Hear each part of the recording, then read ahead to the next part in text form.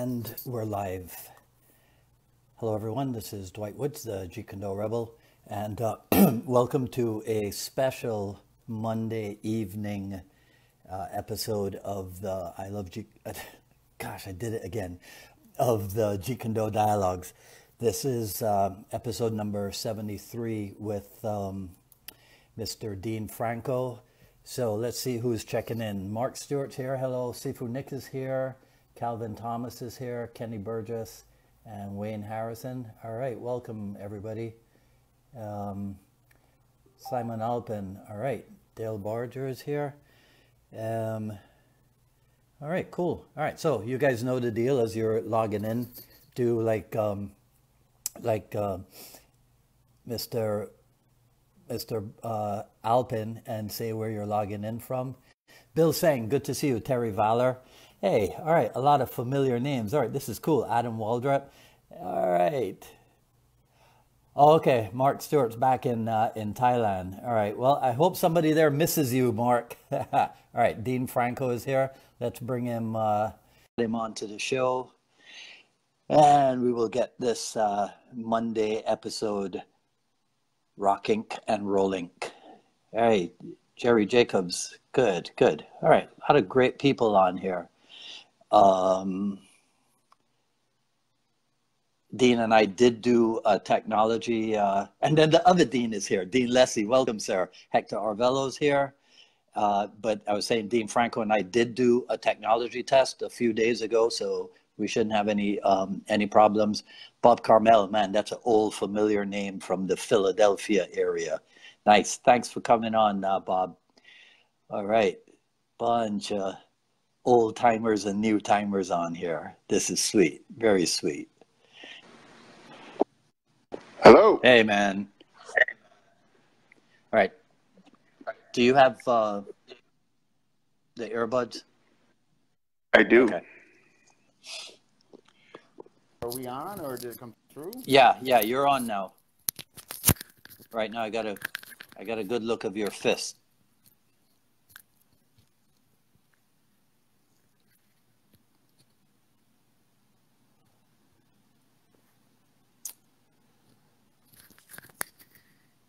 I got people from all over the world waiting for you, man. Sorry, I kept hitting the button, join. I don't know. And then I turned, you know what happened? And then you turned the phone? Exactly. Yes. And I don't know what made that all of a sudden miraculously work. Yeah, I think that might be part of the technique. I'm not sure because I've never been on the other end of this, right? Okay. So I'm not sure exactly how it is that you come live on something like this, right? Oh, I know. I'm sitting there like I hear everybody. Are you talking? I'm hearing you introducing people. Then I hear Burton's there, and I'm like, you gotta be kidding me. I'm like, yep, this is my luck. I'm like, yep. All right. So I wrote a note here to tell everybody that one of the things that I like most about you is that I couldn't find much of anything about you on the internet.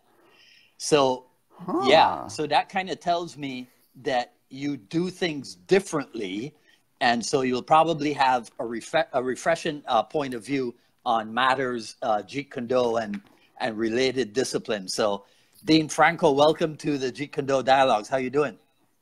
And thank you. And I just want to say I'm extremely humbled and honored that you had me on here, and truly grateful. I just want to express my appreciation. Oh, well, listen, I trust my Jeet Kune Do senior, Burton Richardson, implicitly. Yeah, he's a pretty good guy to he's trust. He's all right. He's all right as guys go.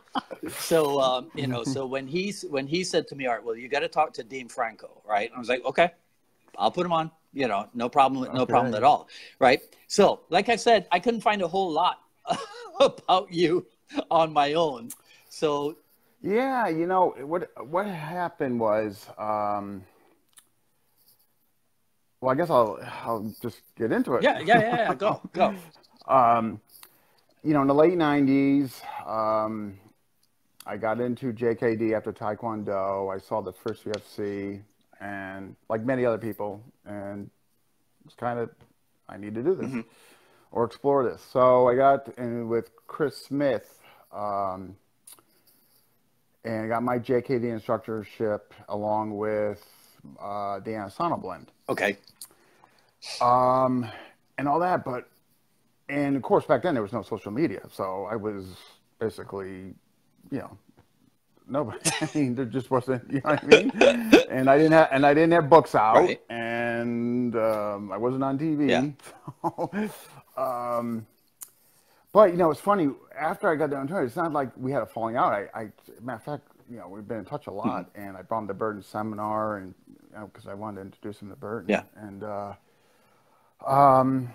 but you know what it was is I was so curious. Like I loved what I saw in FMA, and I'm like, I was so curious, and it's about the same time when Mark Wiley's book came out. Okay. So now I'm seeing all these names and all that, and I'm I had to explore, and so from there, I went to SEAC, and then through SEAC, I introduced it to the Atienzas. Right. So I did my instructorship with them, but and at that point I had a school. So it was really tough to kind of be the full-time student, and I was teaching, I had 3-4 classes a day, running one Monday through Friday. Right. That was, so it just kind of, that was family martial arts. Correct. Right. Yes. What were you so what were you teaching there then? Okay, so this is kind of interesting story. So when I first started teaching, I was teaching Taekwondo. Okay. But at the same time, I just started really heavily getting into the SEAC Atienzas. Yeah. And there's nothing against Taekwondo. I appreciate it. It was my first martial arts. Did you start that as a kid or something? No, actually late teens after college and went back into it. Okay. But you know what? I gotta be honest, I just wasn't happy doing it. Yeah. Like the forms and all that, because I experienced all this other stuff that was formless. Right. And that you could put and take out what you wanted. Right. Like that was just too much for me. And I couldn't really do that Taekwondo because now you're going to disrupt the sanction, and there's guidelines in there. It's pretty stringent depending on who you're with and all that. Yeah, but if you'd have experienced the freedom stuff before, how did you end up going back into Taekwondo? What was the rationale behind that? No, I didn't. No, I didn't go back. No. No, it was Taekwondo first. Oh, okay. Oh, then after that, matter of fact, to be honest with you, I never revisited it. But I'm not knocking it. Yeah. True appreciation. It was my first bridge into martial arts, and I will always hold that. So I was teaching the kids, and the adults I was doing more the kind of the combative stuff. So I started getting heavily into Atienza, and at the same time, I was slowly drifting away from Taekwondo and going MMA for the kids. Now, mind you, this is 2002. Okay. So 9 years earlier was the first UFC. Right. So now am I doing the MMA for the kids, but it was basic. Like when I say basic, we didn't even have the overhand punch. Jab, cross, hook, uppercut. Kicks, front kick, round kick, side kick. Takedowns, some of your double legs, your tackle, just basic stuff for the kids. But it was great. I mean, they were getting like functional stuff. They were getting range and all that. I mean, I took the JKD approach. Less is more. Right. I wasn't accumulating. A bunch of stuff for them to do. And it was a lot of live drills. Yeah. Carl Atienza stopped by one Saturday just before a seminar, and he saw a couple of kids do a chain from punching, entry to takedown. So Carl looks at me and goes, wow, that's fantastic. Do you think they could do Kali? And I'm like, I go, I don't know, but I would be more than happy to try it. So that initiated a takeoff for the first kids program I did with Kali, and that was 2002. I see. So I took that Atienza sword program, modified a little for stick translation, so the parents weren't going to get freaked out. We're doing sword. Okay. So you mean might be a problem, right? Okay, so you mean you just changed the tool that they were using and instead exactly, of exactly. So you just so, had right. to do stick. So, All right. Hard stick. but what I emphasize, hard stick or soft soft, stick? soft. Okay. Matter of fact, this is it's so weird. There are a bunch of things at the same time that are kind of going on. Like, can you see the action flex? Yeah, yeah. These came first out around that time, maybe a little earlier. Okay. So a bunch of things kind of lined up. First got introduced to these sticks. Right. Carl suggested it and all that. So what I did was, so we talked about it. Now I'm ready to take off of this. However, though, I didn't want to make it mainstream. I kind of wanted to use a couple students just to see if they could do it. Okay. Now, I knew the teens would be okay, but the bulk of my students were elementary school. So I took one kid. Okay. Yeah, so I took one kid. His name is Devin Ruitt. And I tell you, this kid paved the way till right now what I'm doing with Burton's program for kids. This kid paved the way. Really? Yeah, so he was 6 years old, but this kid was just incredibly gifted. Just could just digest. Don't you love them? And, don't you love those ones? Oh right? My God! Like and I tell you, they don't come. They come once in a while. They do. And you hang on to them, and you just. I tell you, they're not a dime a dozen. Yep. So I did a test with him because Atienza had a lot of footwork. They had the hourglass and variations within the hourglass. Mm-hmm. There was a lot, and I did. You know what? I'm just gonna give this kid everything and just see how he does. Okay. And granted, he was definitely an exception. Yeah. However, but he aced it. So then I brought another kid, and then I brought a couple other kids. So I ran a small pilot program for like about 6 kids. Okay. And I did this for like about 6 months. Now these kids were still part of the other classes as well. Mm-hmm. They were doing this in addition to their other classes. Okay. What I found after 6 months is that they were just blowing kids away. This is the best way I could put it. Everything with them was seamless. Their transitions, their footwork was so much more acute. Their sense of timing, their range, entry. And I'm looking at, and I'm not saying the first month this became apparent, but like 5 months on the road, 6 months, I'm like, it was pretty obvious. Okay. So then I made it mainstream in all the classes. However, for the kids that were in that pilot program, they got kind of the more advanced stuff, the chains of stuff. Right. The fighter types. Atienza used a lot of fighter types. 1 count, 2 count, 3 count. Okay. Redirect, midline, redirect, high and low. A bunch of fire. Yeah. Your center line jumper, just stuff like that. Okay. So I kept that stuff for them. But what I did for the mainstream was I integrated with just basic strikes, basic blocks. I mean, a jab, your inward block, your outward block, your roof, and your inverted roof. Mm-hmm. Just absolute basic. But it became so popular, they loved it. It became the favorite module of the Western boxing, of the kicking, of the takedowns, and of the ground.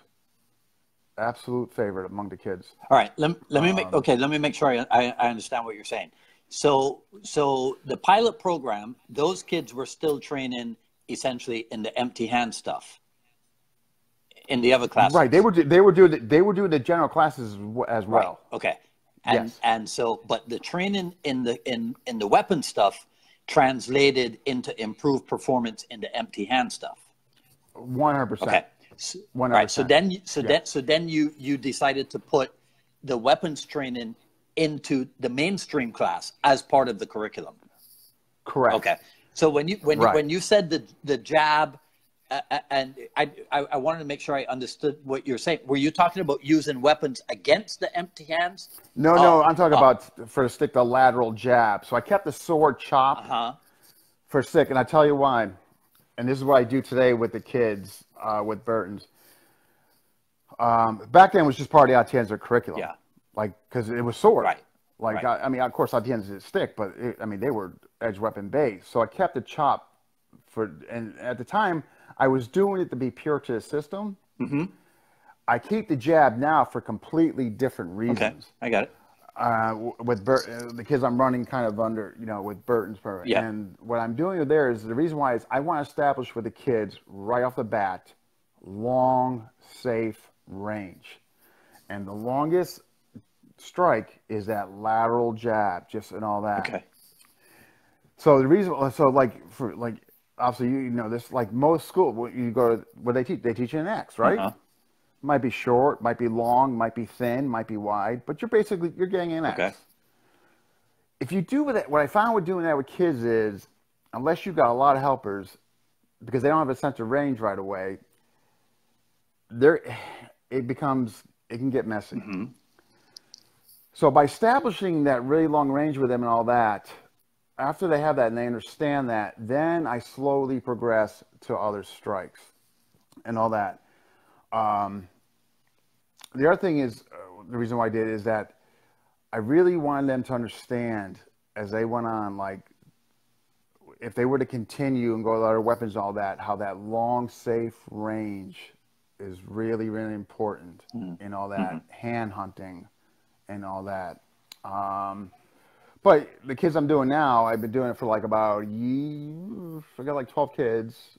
It's going incredible.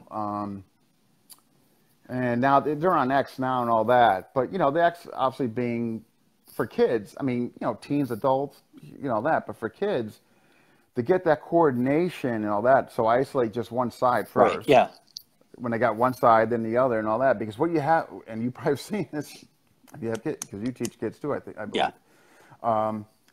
Is that you'll see V's and you'll see U's. Okay. You will. So what I tell them is, I want to see X-rays. It's kind of corny, but just because they're kids. So I try to relate to them. So I don't want to see UV rays. I want to see X-rays. Because you will. You'll see V's and you'll see U's. Yeah, you're right. You're right. That's true. You know, that's very true. So I want to see X-rays, and they'll repeat it. Mr. Dean wants to see X-rays. X-rays. But they do it. You know what I mean? So I don't care. I'll disguise it. Whatever. Did your affinity for training kids, even in the Kali, did that come out of the time spent in Taekwondo?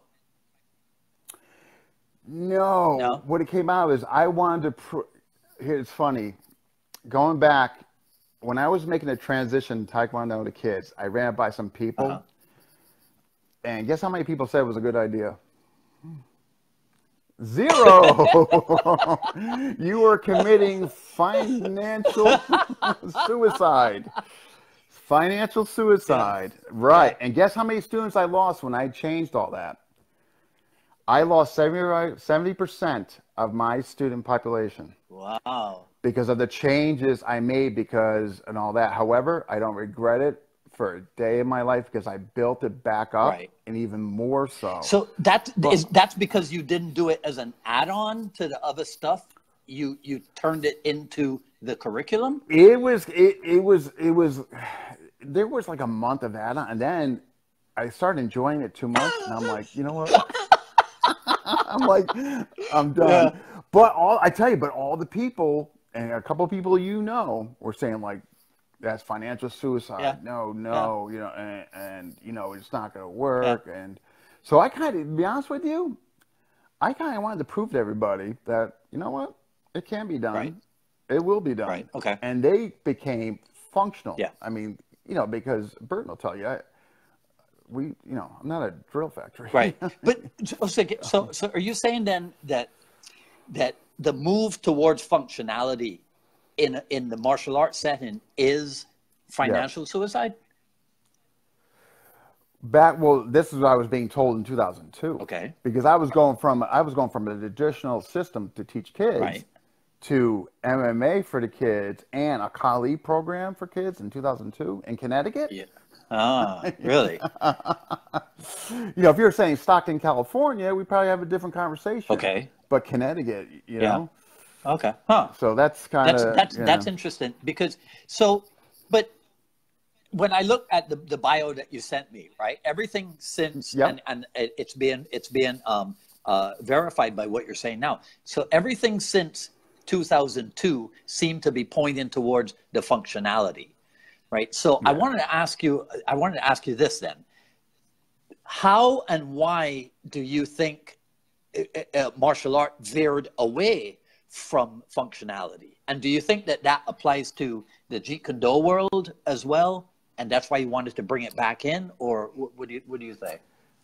Yeah, so, you know, to touch on like like my goals, and not just with the kids, but my goals are to preserve functionality, to grow it, to spread it, and all that. Because you've heard a phrase before. Well, it's watered down. It's getting watered down. Right.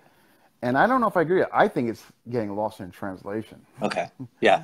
There could be some watering down, but I also think it's getting, maybe the two parallel each other, but I think getting lost in translation. But to answer your question, and Chris Smith has to take a lot of credit for this, my first teacher. It was rock and roll at his school. Right. I mean, it was a little drilling, and then it was combat. Right. So, I mean, back then there weren't action flexes. So you took the PVC pipe, the duct tape, the foam, and and not many of us had hockey gloves. Right. Matter of fact, I don't think any of us had hockey gloves. So it was like almost like survival. But that's where I got my first taste of weapon sparring and functional that, and I couldn't look back. Okay. Okay. And so, but to further answer your question, as far as when I look on social media and when I see stuff, and I've had conversations with Burton about this and others, when you reach a certain pinnacle of functionality, you can actually look at something, and you're going to know if it's going to work or not. Right. And most of what I see, the most stuff I see that's kind of, how to put it without being derogative, just where it's really questionable, the most of I see is in empty hand against knife defense. Okay. Or not, that. But because when you reach that pinnacle, and if you've done it and you put yourself in, like, in other words, like I feel people today are reluctant to fail. Like, I can honestly say for myself, failures. Isn't that the whole we had a discussion about that the other day. The whole participation participation trophy culture. You get right. For attending. You get rewarded for showing up. You don't have to do anything. So I know, and I tell my students this, and my students can, my adult students under Burton's program, AMOC and all that, and everything else, Avenir. I said, look, don't be afraid to fail. Through the failures, you will see gradual success as long as the methodology is solid. Right. Your what and how your what is applied. Right. If it makes sense and it's solid and all that, you will. Maybe your failures are your perception to reaction when that weapon's coming. Yeah. Maybe there's a delay in your mental gaps. But stick with, but you will see gradual success if you're there. And if you can identify the failures. When, why, where, and all that. If you can, so I tell them, if you can identify why you failed and all that, that's fine. But, Dean Franco, I have to stop you right there. You can't do that in today's world. You're being too practical. That's why I don't have 100 students. You're being too practical. It never will. Okay? All right. See, you're doing that thing that makes too much sense, right? And right. that's not. Look. I got myself in trouble this weekend at the seminar that I was teaching because I made a joke. I made a joke saying that the hardest thing there was for me to do was to learn how to teach kids and women. Right. Okay. And I got myself in trouble. Women, yeah. I made it a joke because here, look, I'll tell you my experience. You tell me if you experience anything similar. And for me, it was because I came, like most of us in JKD, from teaching adults. Okay. To learn to teach kids, you had to learn that exquisite blend between fun and practical. You see? When I started fitness kickboxing, I realized immediately that because the class is 97% women, they're not looking for the practical. Right. If you can make the fitness kickboxing fun, they'll enjoy it. Right? Yes. Fun and sweating. Right? Yep. Kids, it's fun and practical. So I made a joke, but I got myself in trouble for it. But did you experience something like that? Well, yes. But with the kids, though, I can honestly say, and again, I bring this back to the end because I made it fun because of the lie. And I'll tell you a couple things I did and I still do. I always end the kids' class. They're always doing sparring, and they love it and all that. So I make sure they get the content. I make sure I'm getting my point across and all that. You know, I make it like, but at the end, I assure them they have fun. And the other thing I do for fun is I'll have them do, because when Atienza first came out, their system was really based on mass attack. Now it's going to separate modules, but when they first came out, they were based on mass attack. I guess from their experience growing up in Queens and all that. But anyhow, so what I do is I basically, depending on how many kids a class, will either do 2-on-2s, 3-on-3s, 4-on-4s. What I'm really, and they love it. Yeah. But what I stress to them is that my short-term goal is that they work as a team. I said, look, you guys need to work as a team. You need to communicate. When they're coming across or they're trying to flank you, you need to communicate. Right. My long-term goal is I'm trying to establish their peripheral vision. Okay. So what I'll do is at the end, I'll go, hey, you know, John, when Luke came around, you got hit and all that. If you were kind of keeping him in your side view, do you think that would have changed? You think that would have been a different outcome? Right. Yeah, you know, I think if I saw him there, I wouldn't allow him to flank me and hit me. Right. So I always have a short-term goal and a long-term goal. Okay. You know what I mean? With, you know, like my short-term goal is I want these kids to be functional and have fun. Yeah. My long-term goal is that I want them to be just better human beings. Right. You know, like I want them to fail, but I want them to stick with it. So when they have real problems in the real world, it's going to help them, you know, through that adversity. Right. So now here's another question for you. How do you handle then the remark that nobody walks around with 2 sticks or a stick and a knife, especially kids? Correct. Yeah, and I'd be lying to you if I didn't hear that. Yeah. And what I say is, it's giving them a sense of distance. If God forbid, if somebody were to attack them on the street with a club, they have that sense of range. If they were to be attacked, it's fun for them. Right. It's work for them. It's goal setting for them. It's you know, it's helping them as far as their bilateral movement. You know, their all that. So I throw a ton of reasons for them. But I've heard that before. Yeah. No, see, because I knew that when I brought you on, that the conversation was going to be probably 97% about Filipino Kali. And so somebody is going to be, well, okay, this is the Jeet Kune Do dialogues. So why is he talking to whatever? But I've always maintained that people like us who have a background in both JKD and Kali, that we use the Kali to enhance, let's call it for lack of a different expression, the empty hand skills. So that's why I was trying to tie in, right? Okay. That, you see, so let me make sure that this is what you're saying.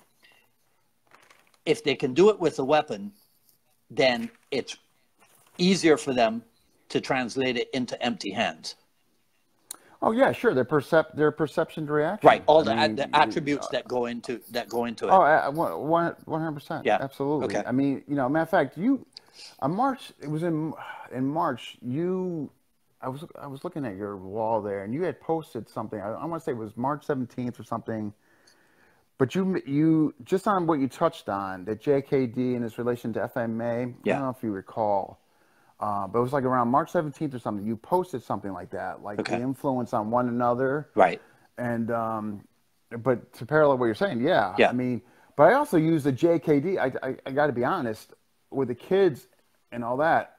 I still use the whole JKD approach of, not accumulate, integrate, less is more. I mean, like if you looked at. Well, with that vertical jab, is that not the principle of using longest weapon to closest target? Sure. Look, I like to make the joke, right, that another word for Kali is eskrima, right? And eskrima is the Spanish word for fencing. And fencing is one of the three essential early JKD arts, right? So I think we're good. I don't know. I'm just kidding, right? No. I mean, but agreed. But but getting back to the the functionality thing, what made me really because get right back into the kids and just use Burton's program because I'm no longer with Atienza, and I like Burton's stick material. Better anyhow. It just fits better. Is one to to preserve functionality. Like I want these kids, and I'm not saying who knows what their journey will be in their life and all that. But if one of them were to continue or teach or what have you, I want to preserve functionality. I want to, so I instill in them these arts. In their own way of understanding, of course. These arts would. I know we're having fun here. We're doing this and all that, but I want you guys to understand these arts were originated for self-defense. Right. Yeah. And all that. And so in your current group, what's the percentage then of kids versus adults? Well, I keep them. So my kids class is around 12 kids. And my adults, because I don't again, I do this kind of part-time hobby, so this is not the full-time gig. Yeah. No, and be honest with you, I use them for my sparring. Oh my God, I hope nobody's on here. Oh my God. Sorry, Burton. Well, but I'm going to be honest, I use them for my sparring runs. I use them for my development. I do. No, hey, Cass Magda said to me 30-something years ago, right? And I shouldn't say this out loud, but he said, sometimes your students are your sandbox. Right? They are. Yeah. I mean, matter of fact, we just had a conversation last Wednesday night with them. I said, look, I got you guys, we got to get another day. Just, it could be twice a month, but just for rounds. I want to give you guys more rounds and all that. So, so I'm totally for my development. I'm constantly trying to enhance my perception to reaction. How close can I cut it? And you need people. Yeah. You need people to fire at you. Somebody named Caroline says that we know that you use us for your sparring. So, cat's out of the bag. So you're busted. Oh my God. Caroline. Yeah. You wait till next Wednesday night. All right. So let me ask you this, right? So because we talked about veering away from functionality, what's a first step then if somebody identifies that in their teaching, in their training, they have veered away from functionality? What's the first step towards a return to functionality? Regardless of weapon, just period. Just general? I mean, if you want to answer it specifically to weapon, go ahead. That's fine. So, for instance, my example would be this is something I spent a lot of time in empty hand against knife. Okay. I would say go in a very slow progression.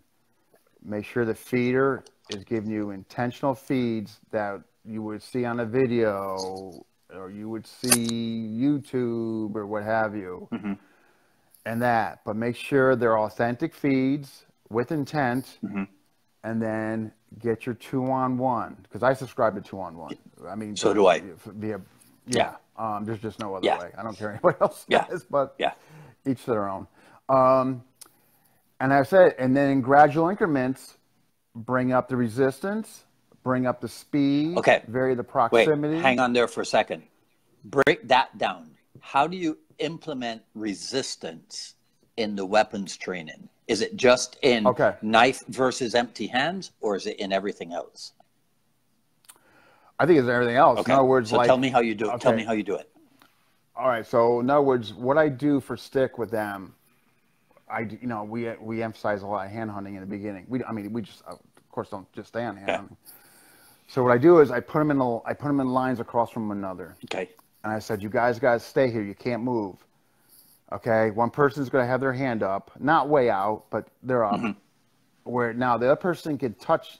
If the other person wasn't doing anything, the other person should be able to reach with their stick and touch them. Okay.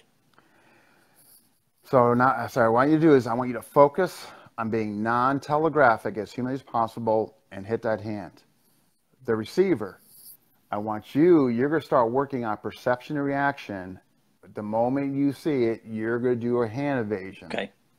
For example, and all that. Yeah.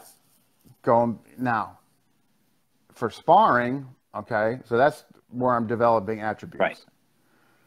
From there, I make a direct link to sparring. Okay, what you guys just did in that line, I want you now to move around with it. It's just gonna be hand, but I want you guys to do that. And sometimes I'll go feed a receiver if they're new, because if it's interactive, sometimes it's just too much and they lose sight of really what the goal is. So then I'll go, okay, you're gonna feed. But I don't want you, but remember, I want you to stay in long range. I don't want you just because they're defending, you're going to be right on top of them, because that's not realistic, because they're going to hit you in the head.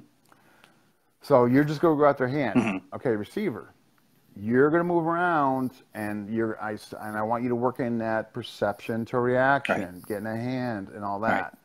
So that's just an example, like for stick on stick, for example. So now this obviously this is all soft stick. That attacking of the hand, they don't have to wear a glove or anything, right? Well, these are really dead. Are you familiar with the hit series action? So I am not. I am more more familiar with Dave with the soft sticks stuff out of Georgia. I've used those. Oh, who's that? Geez, why can't I remember Dave's last name? I'll send you something, but it's the SOF STX. Please do, because I'm always looking around for better, you know. So this guy I'm showing you right here is the blue thing. Really, really sturdy. Very there's no flex. Okay. Whereas the other action flexes, they have flex, but they're really good for kids. Okay. Not good for adults. Okay. So these are really sturdy. Like they take a hard block and all that. So we use these now. Because they're so dense and sturdy, I definitely have the guys put gloves on. Just because these you feel, these you feel. Okay. You know? Yeah. So the adults, I have them use then, and then of course we use wood when they on their comfort level, where they're at. Yeah. You know what I mean? I think I think Chris Kent uses the rattan stick for the kids from day one. You know what? Because he wants, because he wants to teach consequences. Good for him. Oh my God! It sounds like one of my David Gould. There are consequences for your overreaction, your underreaction, your delayed reaction, and your no reaction.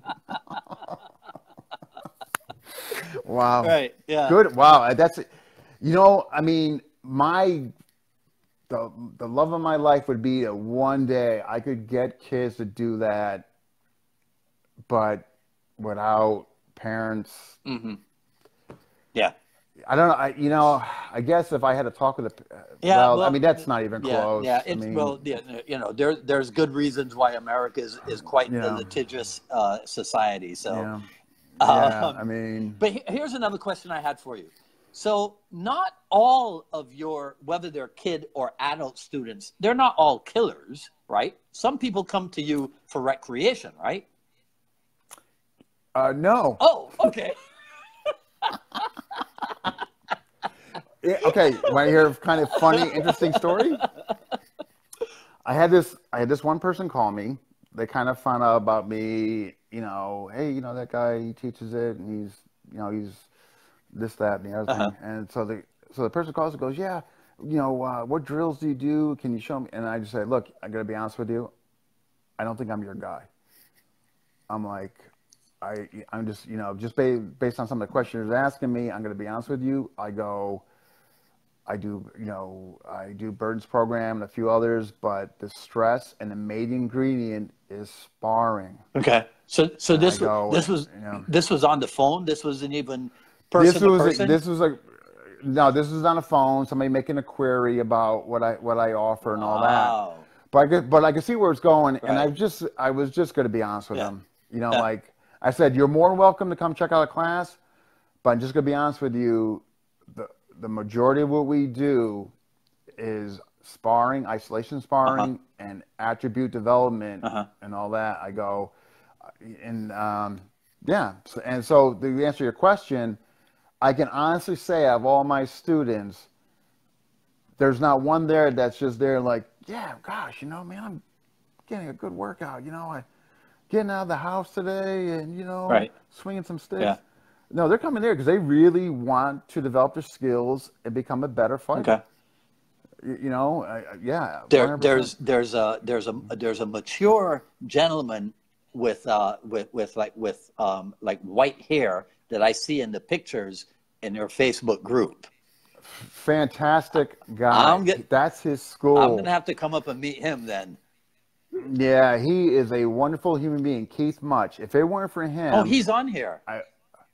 Okay. Yeah, okay. I think he's on here. I wouldn't be able to do the kids pro. He has supported me in so many ways, hosting seminars, the kids program, teaching. You know, Wednesday night at his place has been nothing but absolutely wonderful. All right, cool. Yeah, excellent. I mean, couldn't ask for, and what's really unique is. He's from a different background, but has come over to the dark side. No, I mean, no. No. I get them all. No. Soon they will come to me. No, but seriously, but he's like now he's doing AMOC. He's doing some of the Burton stuff. He, how many traditional schools do you think would entertain that? Right. Yeah. And he has absolutely wonderful. Yeah. So, but they don't train together, the kids and the adults, right? At any time? No, I keep them separate for a couple reasons. One, the class I have on Wednesday night kind of starts late, so it just wouldn't be. The only kid I have come, he's 14 years old. Do you know the FMA article I sent you? Yeah, Sean Bornique. Sean Bornique. Yeah. He comes. Burton's aware of him too. Burton Meadow. He goes there. He's 14, and he's just incredible. Yeah. For 14, I mean, just yeah. But I tell you, man, he's done nothing but like all functional stuff. Like, I mean, like I've showed him some Brada, just, like, hey, if you ever go, you might see this, you might see that and all that. But he has just gone from day one, functional stuff. Okay. Functional stuff. He was 5 years old at my school. He got the early Altienza stuff, and now he's doing Burton stuff and all that. Okay, so I'm going to jump on that for a second there. So should I just infer that you said that Sombrada is not functional? No. I think sword Sombrada. I'm going to get you in trouble, I know. Entrapment. Get the Facebook police on here. Well, we're already in a little bit of trouble because of this conversation that we're having. See, right? There are some people who are gonna interpret this as not being a Jeet Kune Do conversation. You see, right? But again, I'm gonna stress this, that what I'm picking your brain for is the benefit of people who, like me, see the weapons training. Because let me ask you this. Do you subscribe to the, let's call it the etymology of the Kali as being Kamai Lihok and Katawan Lihok? You know what I'm talking about? As far as like the word Kali came from? Yes. Yeah, okay, yeah. Right? So the hand motion and the body motion. You see? So that is how I explain. Because I'd say in 1983 was where I was told that the weaponry is a secret method, so to speak, right, of turbocharging your empty hands. So it's always been that for me. So I can schedule to talk with you because I'm listening to what you say. I'm making notes on it, right? And I'm thinking I can apply this in the weapons class. I can apply this in the empty hands class. Now, you may have chosen to go predominantly weapons, you see, but I think that what you are doing, what Burton Richardson is doing, is relevant and valuable to the entire spectrum. Absolutely. Well, think about this. When I was talking to you before about one of those attribute development drills I was doing with the stick hitting the hand, they have to pull back. I got that from JKD, right? The pad, right? I'm not that smart, really. Yeah. I got that. You know, you had to do the non-telegraphic hitting on the pad. Right. Yeah. The person would move the pad away. Yeah. That's where I got Okay. So definitely, there's definitely a relation, a correlation, and all that. And I apply the JKD philosophy. But yeah, absolutely, 100%. Yeah. Yeah. Okay. Yeah, agreed. If your students were asked to describe what they learned from you, what do you think they would say? Functionality would come out. Okay. That word. All right. And if they didn't, they would get severely beaten. Yeah. And so you would have a similar answer if the question was asked of you? If they were asked, they would say functionality, become a better fighter. Knowledge is not power. Applied knowledge is power. Mm-hmm. Mm-hmm. These are all answers. This is all discussions I have with them in class. Right. As I'm, I always, not to jump off subject, I'm going to get back, but, I spend a lot of time just talking to them, give and compare and contrast, Mm-hmm. Why they do this, why they do that. I mean, because that's why I jumped around. I was so curious. I wanted to see your methodology. Mm-hmm. So I instilled that with them in conversations. I said, look, I mean, a good way of understanding functionality in the compare and contrast is understanding the what and how they apply it, the methodology. Mm-hmm. Tom Sotis also in conversation really, gave me a lot of light on this. He's somebody he should have on here too. Just, oh my gosh. But yeah, so, but yeah, they would definitely say stuff along that lines that, we want, the stuff that we want to do is we want to closely resemble what could potentially, God forbid, happen out there if we get attacked. Mm-hmm. So we want to train, we want to train safely, smart, but we want to train for the real world. Okay. So those are some of the content you would get from them. How do you teach them to handle the peer pressure when everybody else in school is talking about what belt they have in karate? Well, here's the nice thing about all the kids that I teach, except for my two, are all in Keith's school. So they're ranked in his program. Oh. So in addition to doing his program, they do mine. Oh, okay. All right. So my kids are all, and they're okay with it. Yeah. You know what I mean? Yeah. Matter of fact, no, I'm sorry. My son goes to him. So my son is ranked. Okay. It's just my daughter. Right. So you told a story about, turning that guy down on the phone. But the majority of people who do come to you, they come to you knowing what it is that they're going to get. They know. And I tell you why. One, I don't make myself widespreadly known, as you know from your internet search on me. So so a lot of it's word of mouth, and my name, not patting myself on the shoulder, but your name gets around if you got a good methodology and you've got something to offer and all that. So when they come to me, they know that no, Dean Franco is about functionality. Yeah. If you're going there to learn 20 counts or 50 responses to a jab. Now be careful, you're going to get yourself in trouble again. But hey, I know. But you remember your episode 45? You were talking about all the responses to like one thing. See, I did my homework. Geez, how do you remember it's episode 45? God. Because I am so. I'm telling you. I don't remember what I taught Saturday at this seminar. I know, but one of the things. Oh, I just watched it. I can tell you.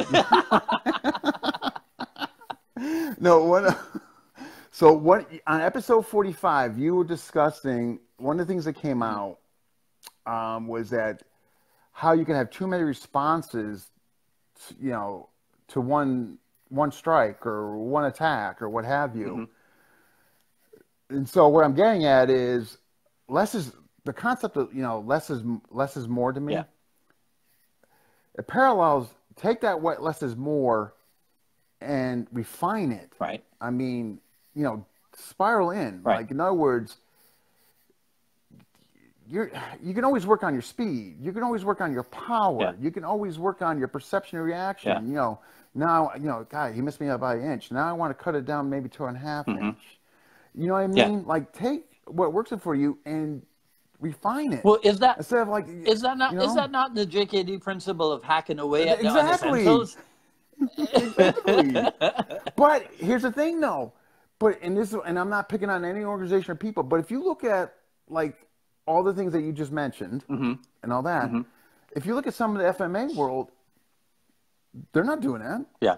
It's like, you know, you'll see like 20% and all that. Whereas what I try to instill in my students, take what works for you. I'm going to show you a few things. Right. You might like this one better based on physicality. Right. You might like this one, whatever.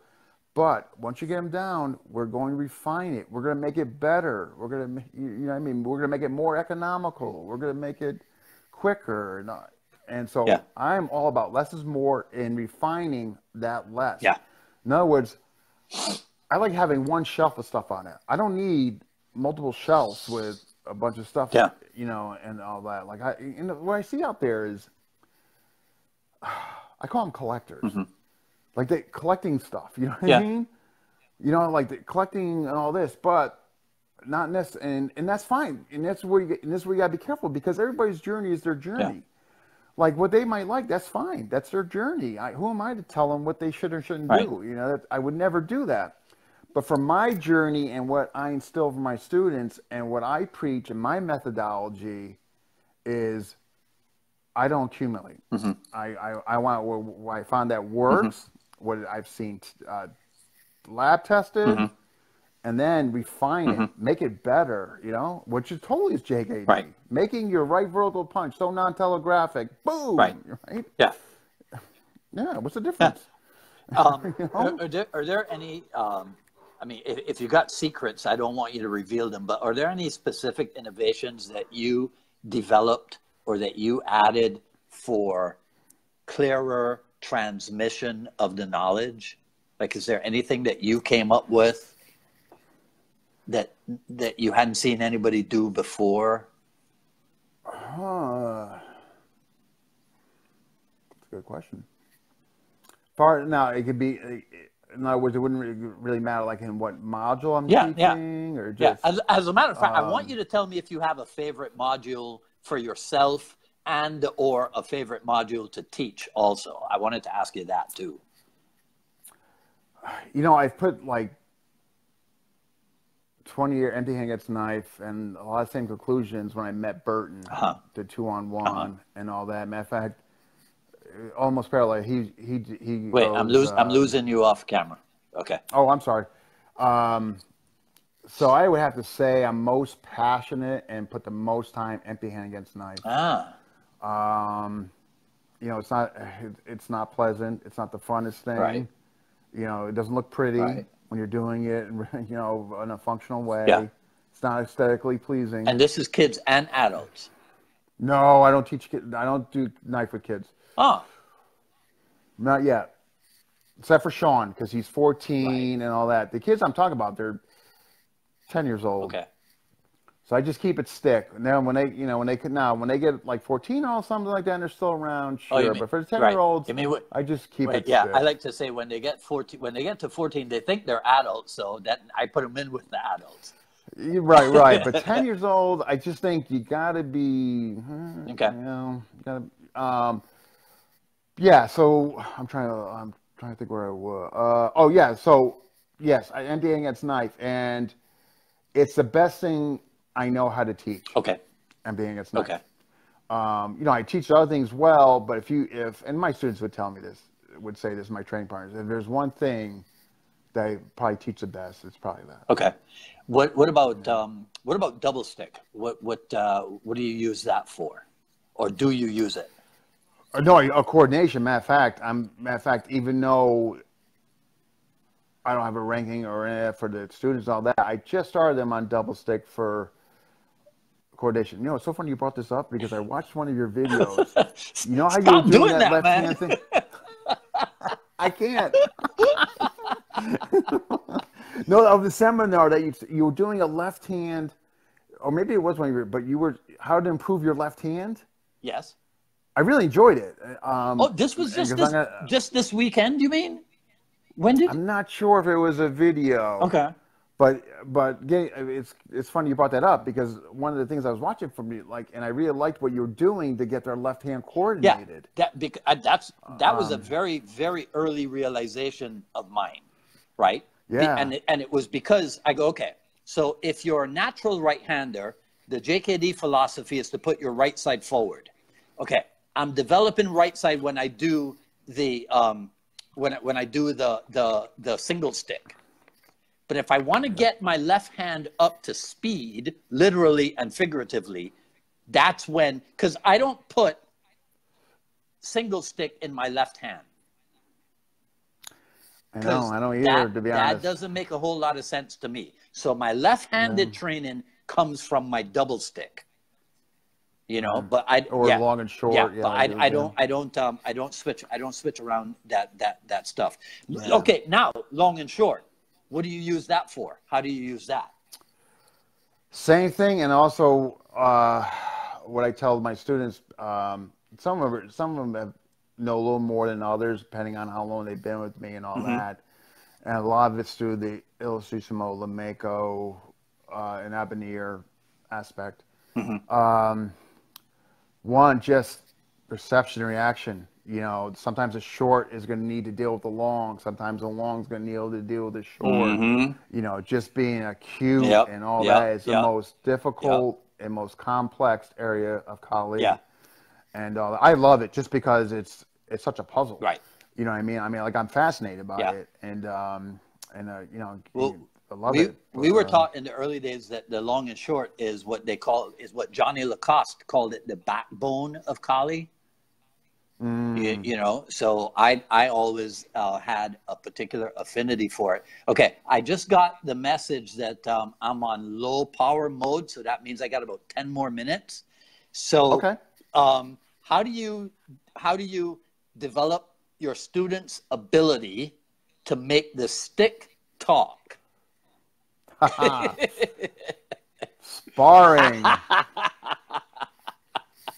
One word. Yeah. And I tell you, you know, and the thing is, you know, like I'm just going to clear, not that I'm trying to clear something up, but like some of the talk that was running around Connecticut by me was that, you know, all they care about is just being functional and all that, and which is further from the truth. You know, you're always trying to make just better people and happier people, and people just enjoy themselves. Anybody could tell you in my class, it's fun and all that. It's not. We're really not that serious. You know what I mean? But however, though, sparring. Now, does that mean you need to go out there and kill one another? Absolutely not. Okay. You know, I put the helmets on. Break that down for me. Let's make this the final one before the power counts out on us. Sure. Break down the various approaches to the sparring then, like the progressions in the sparring. So what I do is, let's just say they come into me and they have, like, they never did anything before. Okay. Carolyn. Now, Carolyn was the exception. She came in, and she was just game. So I gave her the basic strikes and all that, and she wanted to do a test run. So she put a glove on and all that. And at the end, because I always end so in other words, if you go to one of my classes, it always ends with sparring. Always. I mean, always. Some type of live drill. Yeah. Whether we're doing emptying a knife, whatever, but it's always sparring. So for her, I mean, she was kind of an exception, but anybody else, you know, again, I show them, depending on what they're doing, whether they're doing Burton's program, Abonnier, you know, depending on, you know, what they're doing. And then, but the reason why I'm in these systems, AMOC, none of these systems you can get rank in without sparring. Okay. You cannot be certified under Burton without sparring. Right. You cannot be an AMOC instructor without sparring. You cannot be an Abonnier instructor without sparring. It's not happening. So you know what I mean? Is there such a thing as prearranged sparring in any of it, or is it all free sparring? All free. Okay. I do. I mean, the only thing I do, I don't know, prearranged would be the way to describe it, or the correct way. I definitely do a lot of isolation. Okay. And what I mean by isolation, okay, we're just going to do hand. No, what I mean is that I isolate just one strike, isolate, in the line where they're not moving to develop attributes. You know what I mean? That's more what I mean by isolation. Because if you say hand hunting, yeah, you're just doing a hand, but you got to be a little more specific what you're isolating. You know what I mean? Okay. In my opinion. Okay. And that's where I kind of go into feed a receiver, depending on what attribute I want them to develop. Right. You know what I mean? Like if I see somebody's hand evasions need work, I say, look, I want you to be non-telegraphic. Go to a point of failure with him. And what I mean by that is if you're constantly hit him, pull it back so he can get the recognition and he can start seeing some success. Yeah. Well, here's the thing, right? So here's what you're doing. You're calling on people to take a realistic approach to life. I know. Why should I do right. that? And then you're also asking people to be gracious enough, if they're overwhelming someone, to find that kindness in their heart to go easy and bring someone else up. Dean Franco, you're a terrible human being. I know. Burton's going to kick me out of his organization. Right? I'm shunned. Anyhow, so listen, I'm down to 10% power. This is going to cut off. So I hate to do this. But I gotta cut you off, man. But thank you. Thank you so much. No, thank you. And a big thank you to Burton for advocating for me. Thank you both so much. I truly, truly enjoyed it. It's been my pleasure. We will do this again. All right, thank you. Okay, buddy, you take care. You too. Bye. Okay, let me rush this before the iPhone conks out on me. That was episode number 73 of the Jeet Kune Do Dialogues with Dean Franco. I didn't get to ask him where people could check him, but go to Facebook and you'll find as little as possible as you can about him. On Friday, which is let me find it here, is the 28th, I think, Luis Barneto of JKD Unlimited in Portugal, and time to be announced. So hang with me. There will be an episode of the I Love Jeet Kune Do broadcast on Wednesday. Follow me on Twitter at Dwight Woods, on Instagram at Dwight D. Woods. And feel free to share this, like, comment. I'll go through everything because it's hard for me to talk to you guys while I'm talking with my dialogue partner, but I will go through everything and answer anything that's relevant. And I'll see some of you on Wednesday, and then I'll see you back here on Friday. Thanks very much for hanging out with us. You guys take care. This is Dwight Woods, the Jeet Kune Do Rebel, signing off. Have a good one.